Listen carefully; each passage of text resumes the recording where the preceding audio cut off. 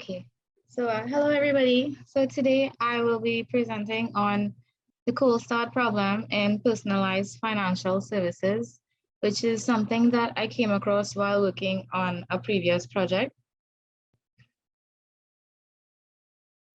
The agenda for this presentation is as follows. First, I will summarize the personalized overdraft protection framework, and then I will talk a bit about the cold start problem as it applies to personalized financial services, and then we will look at some potential solutions. So previously, I worked on a personalized overdraft protection framework, which was accepted for the DSAE conference next month. If anybody is interested, there's a full presentation on the TT Lab channel, and maybe we could put the link in the description of this video. But to summarize, the main aim of the framework was to provide a personalized approach to overdraft protection that caters to an individual's specific needs while maintaining benefits to the bank. And the key components of the framework are an overdraft risk assessment, variable interest rates and authorized limits, a stratified fee structure, and the option for deferred repayment. So we modeled the framework using two data sets, customer profile information, which contained 15 features describing 11,000 account holders, and transaction history data, which contained approximately 1 million transactions over a 2-year period. And the framework steps included computing a user's overdraft approval and default risk, and forecasting their authorized limits. For the second step specifically, customer transaction history was very important, which was where we run into the cold start issue. So the cold start problem is defined as the difficulty in generating accurate personalized recommendations when users or items are new, and it's a common problem in recommender systems, especially those using collaborative filtering. So for the purpose of our framework, a new user or one who did not have sufficient transaction history to generate a forecasted limit, they were assigned a limit based on their demographic segment. However, there are other solutions to this problem which can be applied to financial services. So since the cold start problem was commonly found in recommender systems, the potential solutions involve user info and user ratings.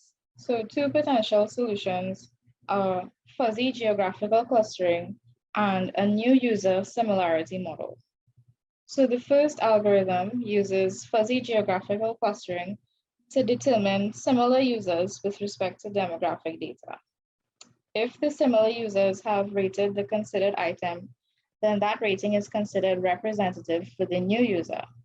And the new user's rating is a weighted average of the representative ratings.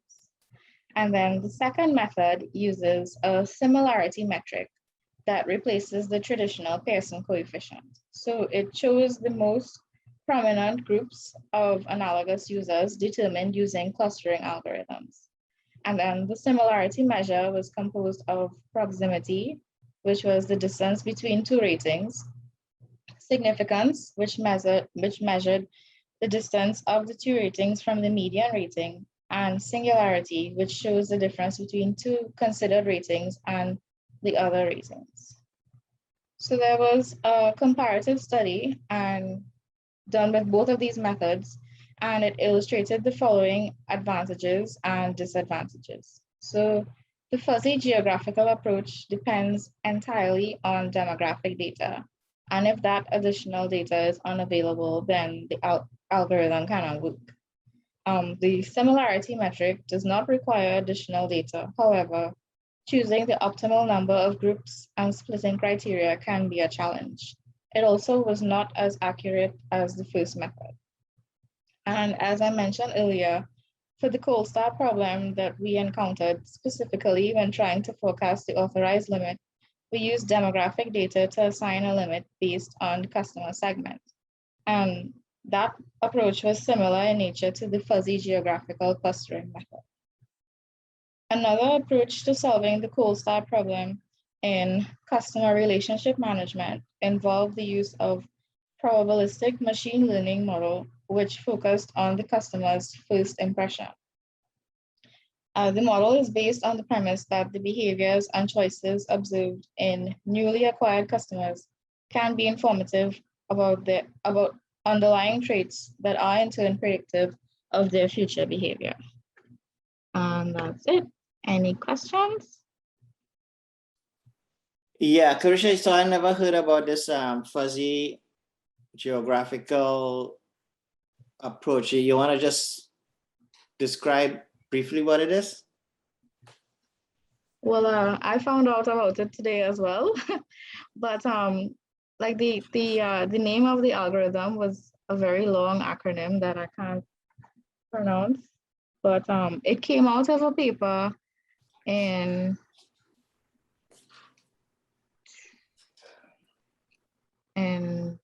2013.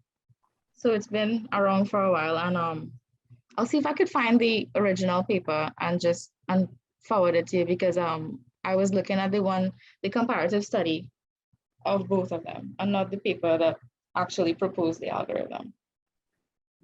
Okay. And the other one is kind of basically collaborative filtering in a way? Yeah. Okay. And I guess as we discussed today, you'll probably use this to enhance the conference paper. Yeah, I was thinking about trying to fit our data to one of these newer ones, or at least two of them, so I could compare, well, what we proposed with the customer segment to what was done before for other industries. Because I think this was like the typical recommender system with like movie ratings and stuff.